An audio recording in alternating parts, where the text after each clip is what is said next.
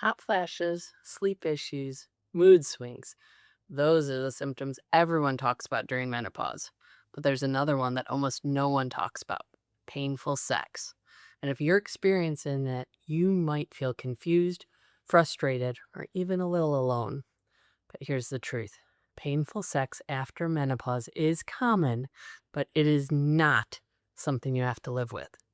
Today, I'm going to break down why it happens and, more importantly, what you can do about it. And make sure you stick with me until the end, as I'm going to share some simple stretches you can start today to relieve pelvic tension. And I'll tell you about a free virtual workshop we're hosting where we go even deeper into menopause, pelvic health, and how to feel like yourself again. Let's start with the basics. Menopause marks the end of your reproductive years, when estrogen levels decline and your ovaries stop releasing eggs. It officially begins after 12 consecutive months without a period. But the transition, called perimenopause, can start months or even years earlier.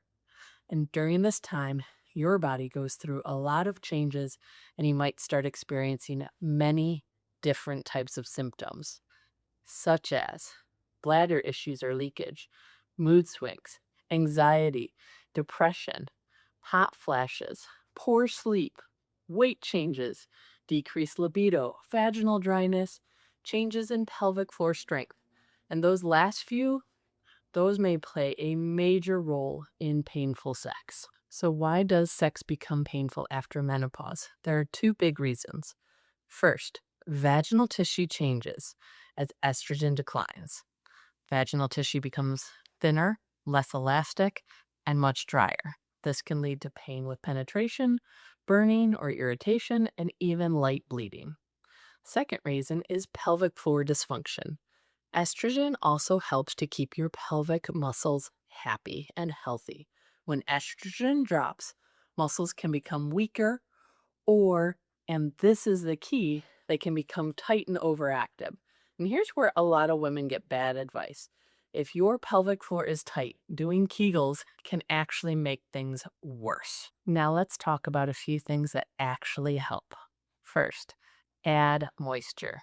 Daily vaginal moisturizers and a high quality lubricant during sex can make a huge difference if you're experiencing pain. And this is often step one for people, is to make sure that we are getting moisture to the tissues in the area. Number two, consider using support tools, things like vaginal dilators or pelvic wands. These can help to relax the muscles and desensitize tissue. But ideally, when using these, you would want to get guidance from a pelvic physical therapy on how to optimize your time. Number three, if you are an avid Kegler, you're doing your Kegels every day and have been forever, if you're having pain, there's a high chance that your pelvic floor is overactive, not weak. So we want to stop the Kegels right now. So instead of strengthening first, we need to focus on muscle relaxation. So stop the Kegels if you're experiencing pelvic pain. Number four, diaphragmatic breathing. This is one of the best things and simplest, most powerful tools that you can do. On one hand on your chest and one hand on your belly. Inhale and let your belly expand, and then exhale, belly softens. Doing this in a relaxed, slow way helps you to calm your nervous system and relax your pelvic floor. Number five, address stress. Stress equals more pelvic tension for many women. So figure out what works best for you. That might be therapy, yoga, walks, getting out in nature, but reducing stress can directly improve your pelvic health. Now let's walk through some of my favorite stretches to help relax the pelvic floor. I want you to move slowly, breathe deeply, and really let your body soften into these positions. Child's pose is the first one.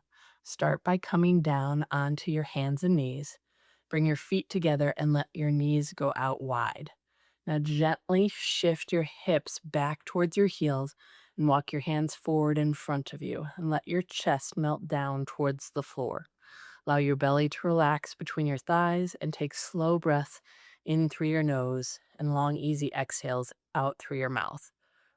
With each exhale, think about letting go of the tension in your pelvic floor. Cobra pose is our second move, and you're going to come into your stomach, placing your hands underneath your shoulders and keep your elbows close to your body. Press the tops of your feet and your hips gently into the floor.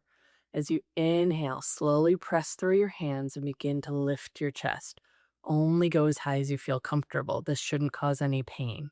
Let your shoulders relax down away from your ears and keep your glutes soft. Breathe here, allowing your belly and pelvic floor to gently lengthen. Our third pose is happy baby pose. Roll over onto your back and bring your knees in towards your chest. Now reach your hands for the outside of your feet or ankles or your lower calves, whatever you can reach comfortably. Gently open your knees wider than your torso and draw them down towards your armpits. Keep your lower back heavy on the floor. You can even gently rock side to side if that feels good. Take slow, deep breaths here and allow your pelvic floor to relax fully. And stretch number 4 is cat-cow. Come up onto your hands and knees. Stack your shoulders over your wrists and your hips over your knees. As you inhale, drop your belly towards the floor, lift your chest, and gently tilt your pelvis forward like you're trying to dump something out of the front part of the pelvis. As you exhale, press through your hands and round your spine and tuck your chin and pelvis under.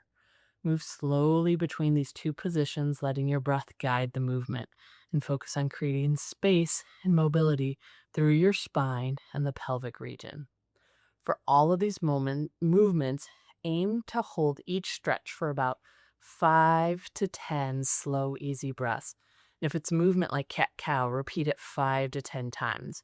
The goal here isn't to force anything, it's to help your body feel safe, relaxed, and supported.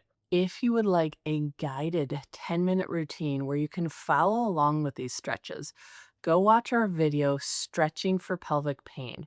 I'll link it right up here, and it'll also be at the end of the video and in the YouTube description. Let me say this clearly. You don't deserve painful sex after menopause. Your body is changing, but that doesn't mean intimacy has to disappear or become uncomfortable. There are real, effective solutions out there. And if you want help navigating all of this, we're hosting a free virtual workshop called Menopause Strong on April 28th at 7 p.m. We'll cover bladder issues, pelvic pain, hormonal changes, and practical strategies to feel strong and confident again.